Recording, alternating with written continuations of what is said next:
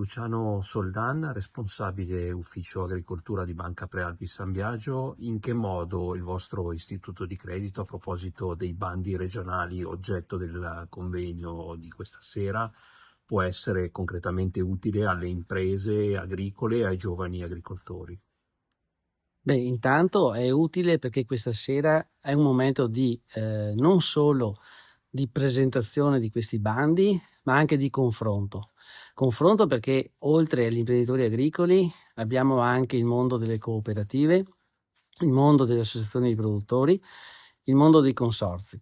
Quindi sono serate importanti, soprattutto per lo spessore e la valenza dei relatori. Si parlerà di giovani, si parlerà di innovazione tecnologica, si parlerà di tutte quelle cose che in questo momento qua sono determinanti per uno sviluppo di un'azienda agricola. Noi abbiamo un territorio che ha utilizzato e sta utilizzando molto questi bandi proprio per il ricambio giovanile, ma è un ricambio che è gestito bene a nostro avviso, perché rimane sempre la figura storica con chiaramente la sua esperienza all'interno dell'azienda e c'è l'inserimento di questi giovani che sanno utilizzare le nuove tecnologie, che sanno anche dare una visione prospettica a quella che è l'attività imprenditoriale.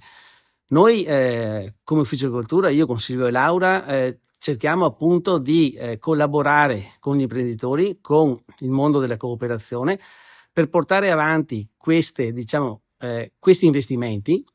Chiaramente l'azienda da sola non può farcela e ecco che quando l'azienda è in difficoltà interviene la banca, la nostra banca, perché riconosciamo il valore dell'attività agricola, riconosciamo il valore delle aziende agricole, soprattutto nei nostri territori, che sono territori svantaggiati, che sono territori montani, e quindi un intervento congiunto, sinergico, in questo caso regione più banca, permette di mantenere nel territorio la forza umana, la forza lavorativa, ma soprattutto la forza imprenditiva.